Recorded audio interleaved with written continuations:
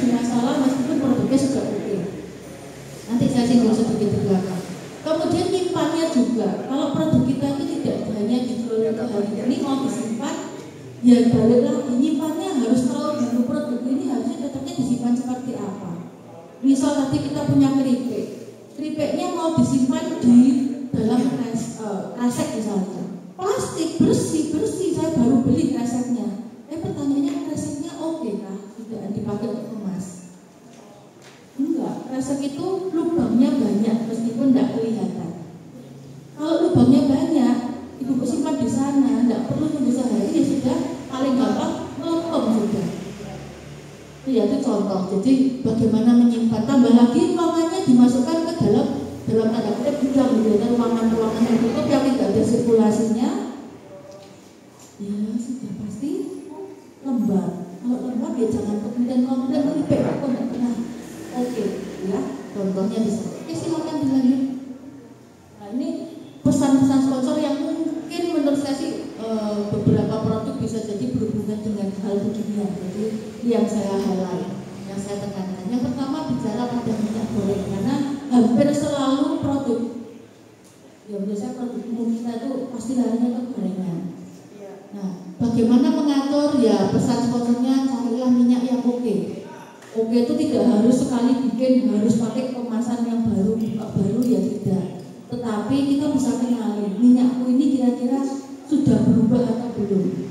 Lihatnya dari mana? Contoh, warnanya jadi lebih gelap. Kalau sudah lebih gelap itu ya sudah mulai hati-hati. Ini sudah gelap dari yang awal itu seberapa sih? Kalau sudah gelapnya berparah Pak, sudah melebihi ya tolong jangan digunakan. Yang kedua aroma, ini bisa paling gampang biasanya. Kalau aromanya minyak baru dengan yang sudah digoreng pakai buat goreng udang, goreng ayam, goreng kerupuk, goreng nasi, itu campur aduk baunya pasti berubah. Apalagi kalau kemudian aromanya wangi, sudah tolong jangan digunakan. Ya kita pengen kan yang konsumsi itu ya tidak bikin sakit orang. Kita pengen kalau anak-anak kita yang makan ya mereka juga tetap dapat sehat. Ya kan ya meskipun itu anaknya tetangga, anaknya orang kan juga anak-anak kita semua, gitu ya ibu. Kemudian ini kadang-kala muncul busa-busa di minyak goreng. Baru goreng sekali tapi keluar busanya. Pernah ya ibu? Ya biasanya kalau goreng telur ya ada banyak protein yang istilahnya nempel di minyaknya gara-gara kita goreng telur tadi. Itu sudah mulai hati-hati. Makin sering dipakai. Jadi misalkan produknya bikin misalkan apa itu sate telur misalkan, jualannya sate telur ya. Saya mau jauh, ya tolong jangan kemudian minyaknya dipakai seminggu nggak diganti. Nah ada cara sebetulnya kalau kami biasanya minyaknya nggak dibuang, tapi sampai dengan level tertentu ditambah yang baru. Nah itu gimana caranya ya? Kalau di saya, di kami biasanya kita analisis dulu. Tapi kalau itu bisa dengan menyiasati misalkan awalnya seperti ini, habis tak pakai sekali dua kali berubahnya seberapa jauh. Kalau kira-kira sudah berubah, tambah yang baru. Ya, supaya paling enggak nanti kerusakannya mulai turun, ditambah yang baru kan turunnya sedikit naik ke atas gitu ya. Kemudian minyak lebih kental itu pasti. Setelah dipakai goreng apapun pasti lebih kental. Nah sama juga supaya tidak buang, karena kalau buang minyak berliter-liter apalagi yang jualan itu kan ya wah, habis dengan beli minyaknya saja berarti. Ini salah satu siasatnya dengan itu. Jadi dikontrol berkala supaya kerusakan minyaknya tidak sampai terlalu jauh, tapi ditambah lagi supaya istilahnya di refresh atau kita istilahnya dimudahkan kembali gitu ya. Jadi kualitasnya dinaikkan gitu. Yuk.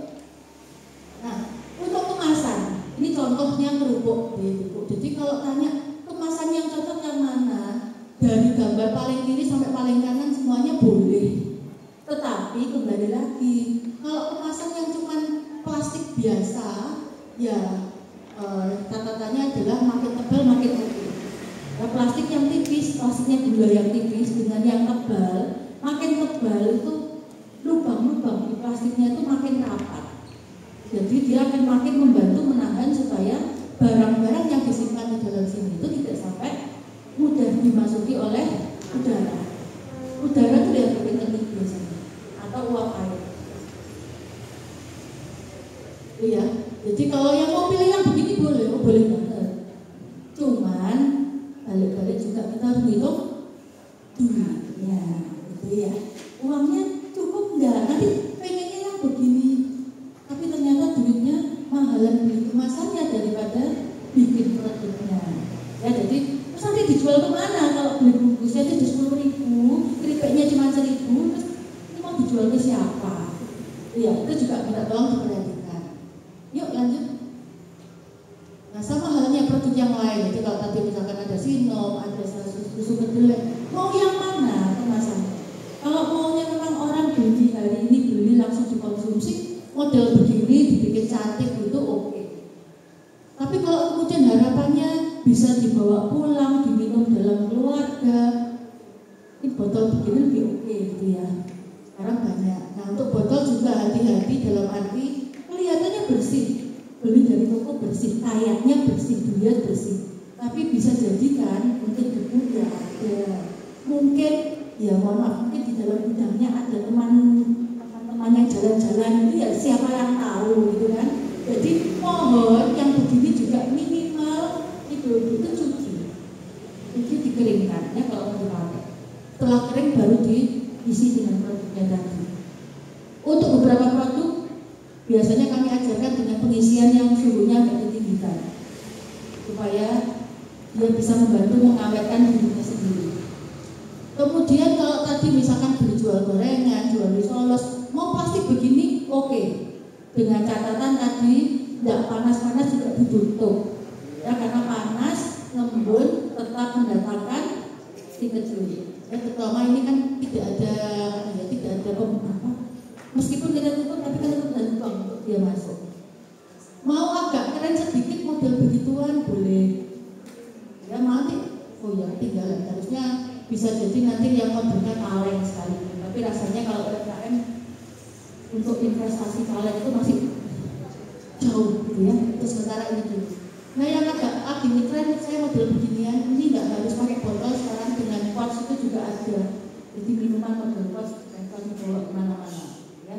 Nah silakan ibu tentukan yang jelas tadi bagaimana kita memilih kemasan juga harus dipertimbangkan dari kita mau jualnya ke siapa. Gitu. Yang ini rasanya nanti bisa ibu-ibu baca sendiri. Intinya adalah ruang produksi itu juga harus dijaga. Ya kalau kita punya peralatan, ya alatnya tolong pastikan bersih dulu. Dagingnya sudah oke, tapi kalau kemudian baskomnya aja kotor, hasilnya kemarin nggak dicuci, ya sama dengan botol. Gitu. Jadi tolong semua dalam kondisi bersih. Untuk beberapa produk kalau perlu ya dikasih air panas dulu, direndam air panas dulu alat-alatnya. Yang pasti nyucinya dengan sabun, cuma dikocok-kocok selesai, ya. Yuk dilanjut. Nah ruang kerjanya juga, ruang kerja itu katanya dapur saya sudah oke, tapi kadang-kala dapur itu ya mungkin space-nya mepet, yang kerja orang banyak, terus puncak-puncakan gitu ya, makin keringetan, keringetnya yang bikin tamu baru, gitu. Kemudian lampu, kadang-kala lampu dan ventilasi itu sedikit banyak mungkin terlupakan, ya. Yang penting pokoknya lampunya nyala, tapi kadang dengan lampu yang kemaram itu bisa jadi ya, menambah bagi kita yang misalkan tahu-tahu nggak kelihatan lampunya lontok masuk. Rambut satu, kalau sekarang orang bisa komplain ini produk jelek nggak akan kebilang. Kalau dulu mungkin orang maklum, kalau sekarang sudah bergeser terus. Jadi tolong juga hati-hati untuk hal kecil begitu. Kemudian tetap cuci tangan. Oke? Ya. Ini lanjut saja gambar mungkin lebih jelas. Ya, ini pesan sponsor sedikit. Jadi kalau ibu mau produksi minta tolong